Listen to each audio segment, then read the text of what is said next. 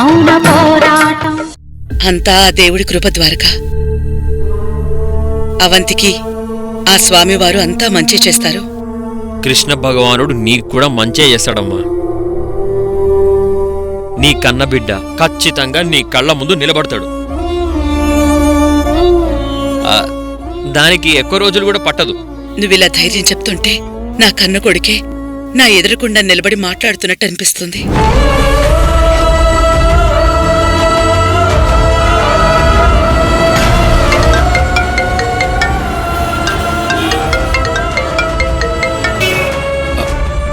Sir నేను దగ్గరలోనే ఉన్నా సార్. 5 నిమిషాల్లో మీ దగ్గర ఉంటాను సార్. Okay sir. సరే ద్వారకా, నీకేదో అర్జెంటు పనున్నట్టుంది, బయలుదేరు. మరి నువ్వు? ఏదో ఒక ఆటో పట్టుకుని వెళ్తానులే, బయలుదేరు. ఓకే సరే అమ్మా.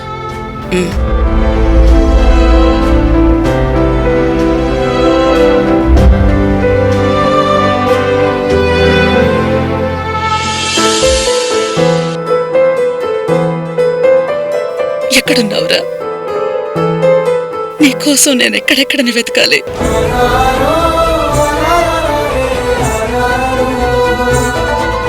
పిలిచినావమ్మా?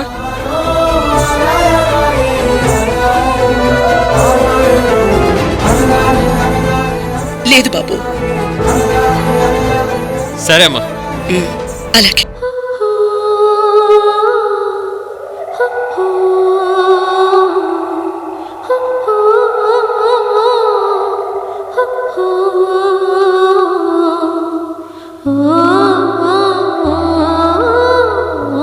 నా కొడుకే ఉండుంటే ఇలాగే ఉండేవాడు.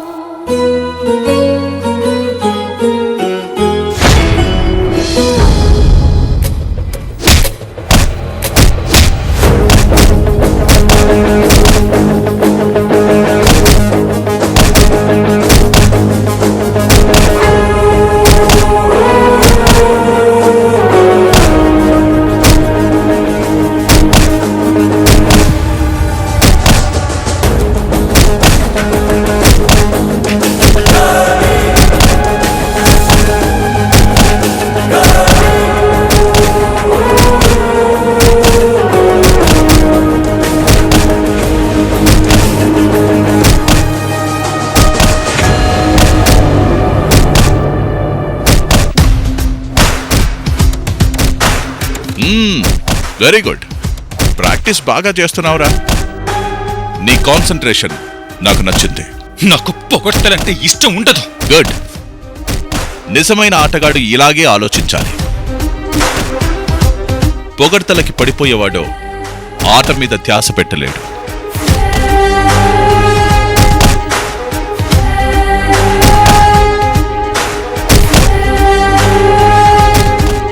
ఒరేయ్, రైట్ హ్యాండ్ కొంచెం లెఫ్ట్కు వెళ్తోంది.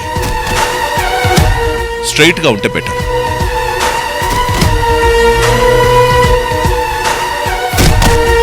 సెవెంటీ 70% బాగానే చేస్తున్నాం, కానీ 30% పంచులు రాంగ్ గా పడుతున్నాయి. ఒరేయ్, ఆపకుండా 100 పంచులు ఇవ్వడం గొప్ప విషయం కాదు. పంచు కొట్టామంటే బ్యాగ్ బద్దలైపోవాలి. అలా ఉండాలి పవర్ అంటే.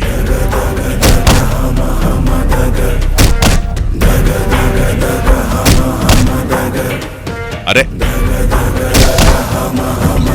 కొట్టేటప్పుడు చెయ్యి ఇలా వంచకూడదురా. మణికట్టు దగ్గర ప్రాబ్లం అవుతుంది.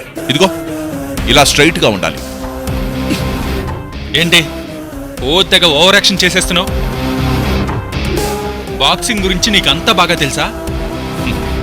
రే, నేనొకప్పుడు బాక్సర్నేరా. బాక్సింగ్ అనేది నరనరాల్లో ఉంది కాబట్టే అది నీకొచ్చింది. నా బాడీ, నా ఫిట్నెస్ చూస్తుంటే నీకు అర్థం కావడం లేదా? ఉత్సాహంతో రక్తం ఉరకలేసే వయసులో బాక్సింగే లోకంగా బ్రతికాను. నిద్రాహారాలు మాని రాక్షసుడిలా ప్రాక్టీస్ చేస్తుండేవాణ్ణి. నేను ఫారెస్ట్ డిపార్ట్మెంట్లో జాబ్ సంపాదించింది కూడా స్పోర్ట్స్ కోటాలోని. ఆ రోజుల్లో అలా పొడి చేశాను, ఇలా పిండి చేసేశానని గొప్పలు చెప్పుకోవడం కాదు. ఇప్పుడు చేయగలవా బాక్సింగ్? రేయ్, బాక్సింగ్ నేను ఏ రోజైనా చేయగలరా? అది ఇదిగో నా బ్లడ్లోనే కలిసిపోయింది. ఒక్కసారి రింగులోకి దిగానంటే ఈ రోజుకైనా నన్ను కొట్టే మగాడే లేడు. ఛా! ఈ వయసులో కూడా నీకు అంత కాన్ఫిడెన్సా?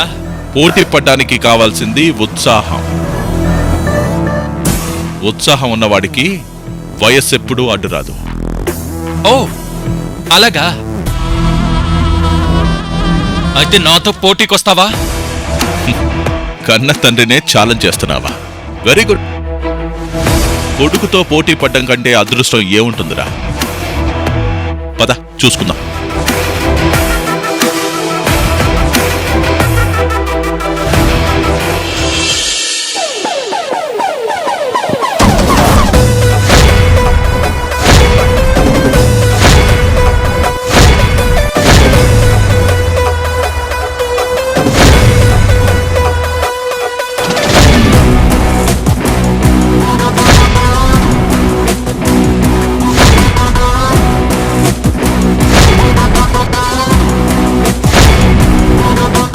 కమాన్ స్టార్ట్ రా కొడక.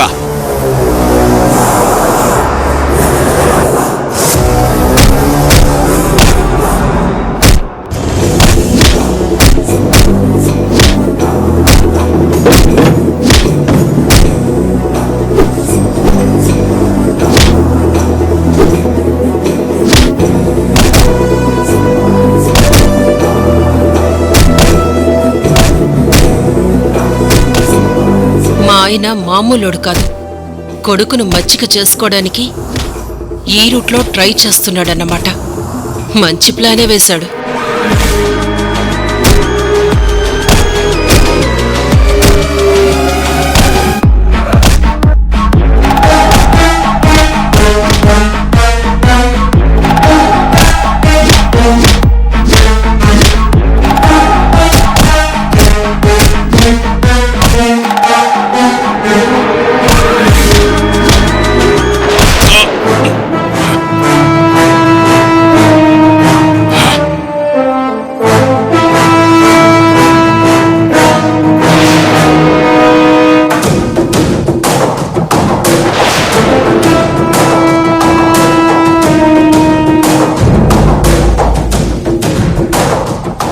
ఏం పంచిచ్చావురా? దెబ్బ పడితే బ్లడ్ ఇలా బయటకొచ్చి పలకరించాలి. నా కొడుకు అనిపించావురా? రా!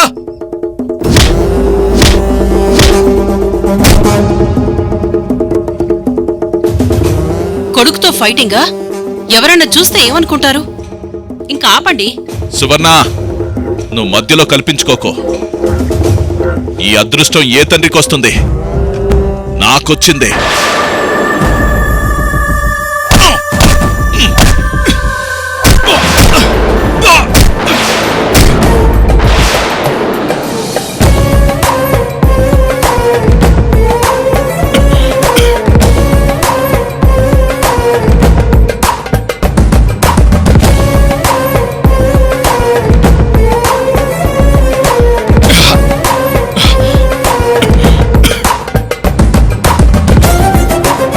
ఎలా ఉందిరా నీ అబ్బ పంచు?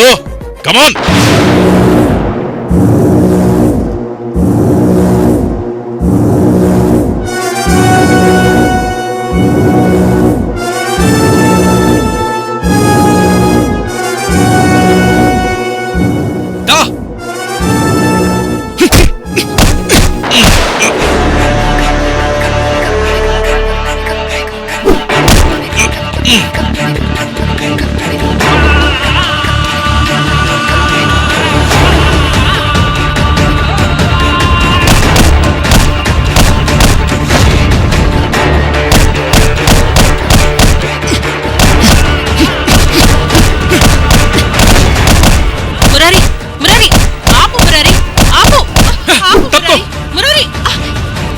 ఏదో సరదాగా ఆడుకుంటున్నారేమో అనుకున్నా కానీ మీరు నిజంగానే కొట్టుకుంటున్నారేంటి? ఇంకా ఆపండి ప్లీజ్.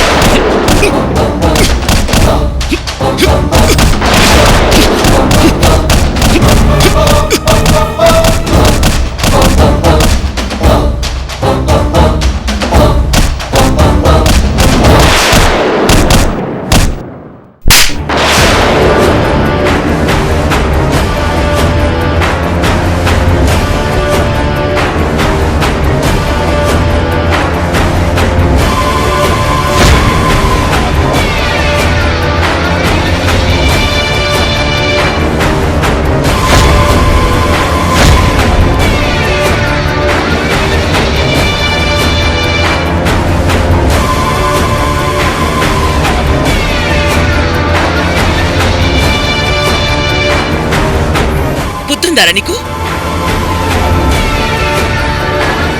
దుర్గా, నీ కొడుకు ఎంత దారుణంగా బిహేవ్ చేశాడో తెలుసా? తండ్రిని కూడా చూడకుండా అలా కొట్టేస్తున్నాడు.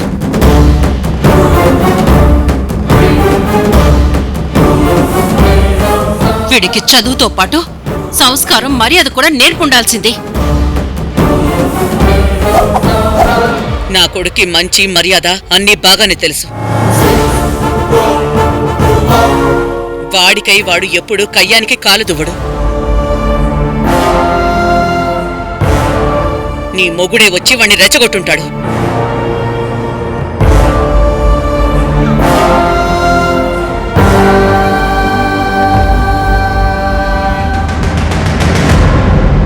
అయినా నువ్వేంట్రా? నువ్వు బాక్సింగ్ నేర్చుకుంది ఆడడం కోసమా, లేక ఎవరితో పడితే వాళ్ళతో కొట్లాడడం కోసమా?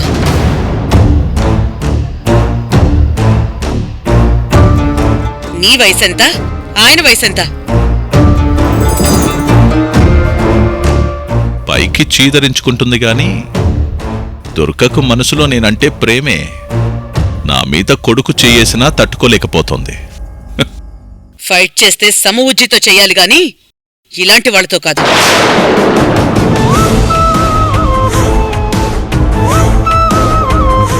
ఓడినా గెలిచినా సింహంతో పోరాడాలిరా. అప్పుడే సమాజంలో మనకు విలువ ఉంటుంది.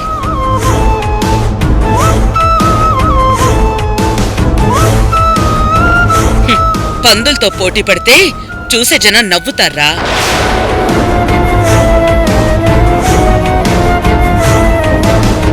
అయినా పంచులేట్రా అంత నీరసంగా ఉన్నాయి, ఏదో ఈగలు తోలుతున్నట్టు. అమ్మా, చూసే మాట్లాడుతున్నావా? ఈయన్ని చూస్తుంటేనే అర్థమైపోతుంది కదరా పంచ్ పవర్ ఏంటో.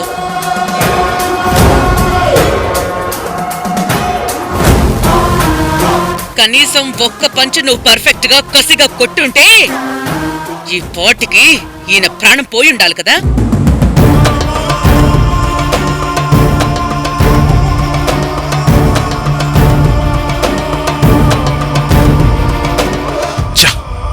దీనికి నా మీద ప్రేమ ఉందనుకున్నాను. ప్రేమ లేదు, దోమ లేదు. మనసులో ఎంత కక్ష పెట్టుకుంది. మురారి, నీకు బాక్సింగ్ అంటే ఇష్టం, ప్రాణం. ఆటని ఆటలాగే చూడాలి, ఆవేశం తీర్చుకునే ఆయుధంలా కాదు.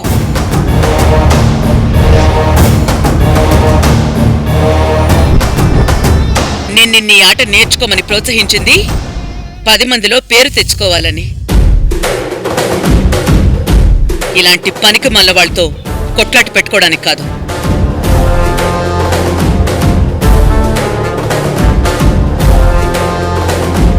నీ ఎనర్జీని వేస్ట్ చేసుకోవడానికి అంతకన్నా కాదు. అయినా ఇలాంటి వాళ్ళను బాక్సింగ్ పేరుతో కొట్టకూడదు. బాడీకి తగిలే దెబ్బల వల్ల వీళ్ళు మారరు.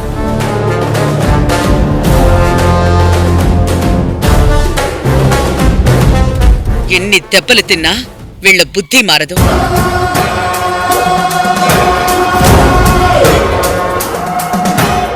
వీళ్ళని కొట్టడం అంటూ జరిగితే బుద్ధొచ్చే దెబ్బే కొట్టాలి.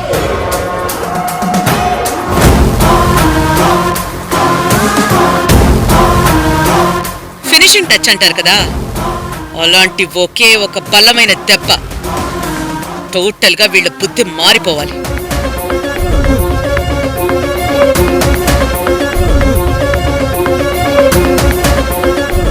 టైం వస్తుంది, అప్పుడు కొడదు గాని.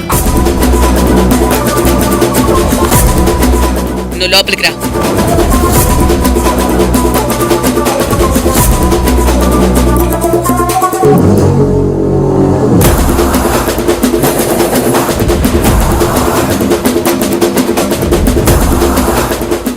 నా బిడ్డ నా బ్రీడు అని ఓ ఎగిరావుగా.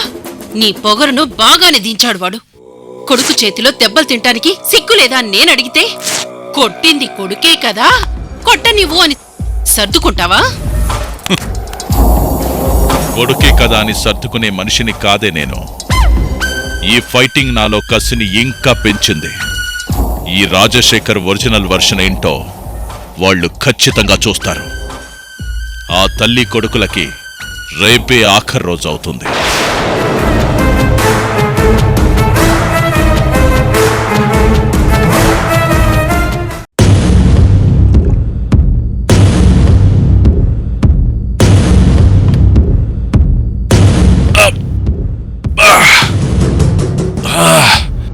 ఏం కొట్టాడో నొప్పి ఇంకా తగ్గలేదు. ఏదేమైనా నా కొడుకు పంచ్ పవర్ మాత్రం సూపర్. వయసులో ఉన్నప్పుడు నా పంచ్ పవర్ ఎంతుందో సేమ్ టు సేమ్ వీడిది అలాగే ఉంది.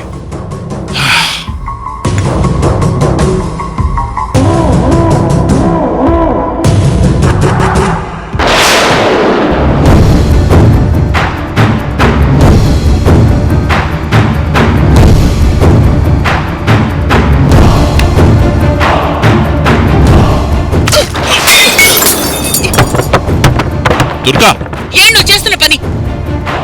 దుర్గా, నేనేం చేస్తున్నాను? మందు తాగాలనుకున్నాను, అంతలో నువ్వొచ్చి నేలపాలు చేశావు.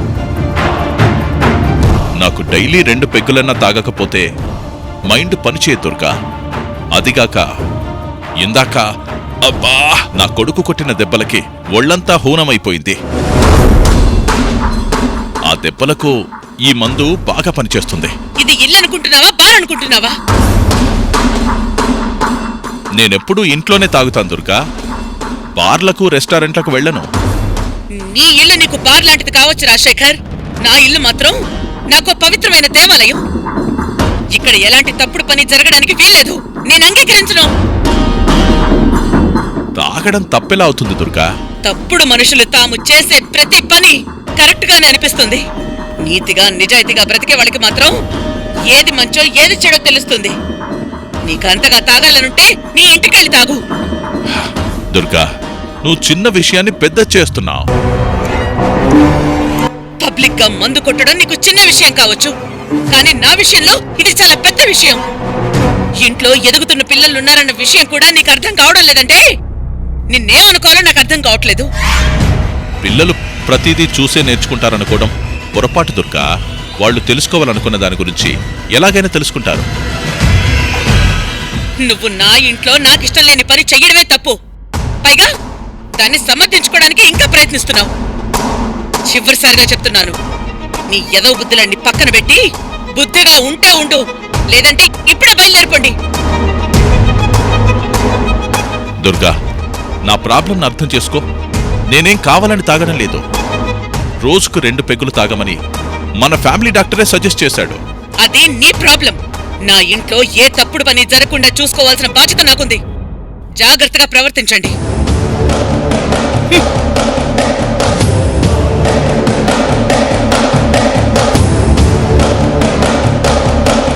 అవ్వా, చెట్టంత మనిషిని పట్టుకొని ఏంటంటే అలా దులిపేసింది?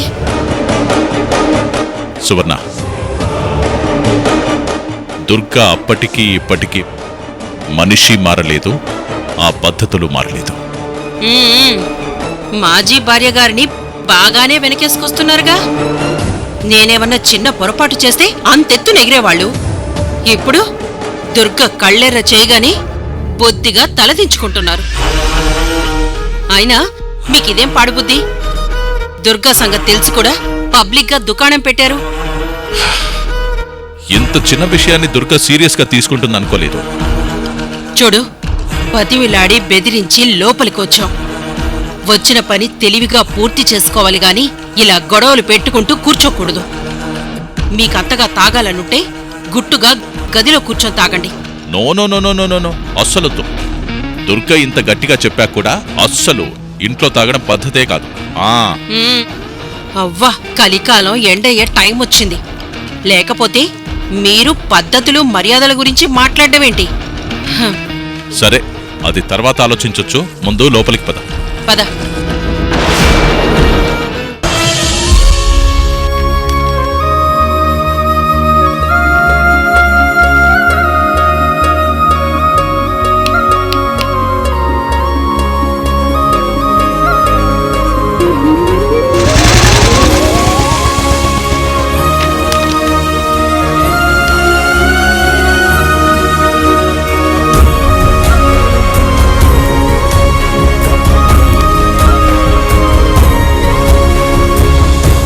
హాయ్ అవంతి.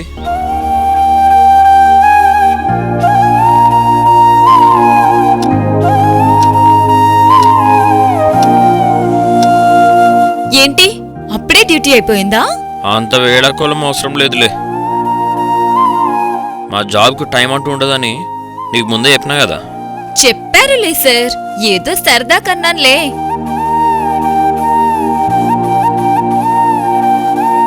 నువ్వేంది ఈ టైం దాకా మెలకుగా ఉన్నావు? ఎగ్జామ్స్ వస్తున్నాయి కదా, ప్రిపేర్ అవ్వకపోతే ఎలా? ఎగ్జామ్ సంగతి తర్వాత. 4 మార్కులు తగ్గితే కొంపలేం మునిగిపో. ముందు నీ ఆరోగ్యం సంగతి జాగ్రత్తగా చూసుకో. నా ఆరోగ్యానికి ఏమైంది? బానే రికవర్ అయ్యాను కదా. ఓవర్ కాన్ఫిడెన్స్ ఉండొద్దు. డాక్టర్లు ఏం చెప్పిర్రు? ఇంకో 4 వారాల పాటు ఫుల్ బెడ్ రెస్ట్ తీసుకోమన్నారు కదా. ఆ. వాళ్ళ మాట నిర్లక్ష్యం చేస్తే ఎట్లా చెప్పు? వాళ్ళు అలాగే చెప్తారు. నేను కూడా అదే చెప్తున్నా. లే లే.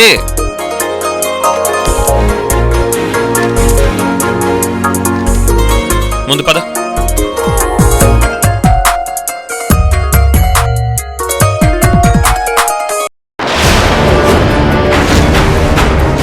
ఎదుటి వాళ్ళు మాట్లాడితేనే మీరు మాట్లాడాలి. అనవసరంగా ఎవరిని డిస్టర్బ్ చేయకండి.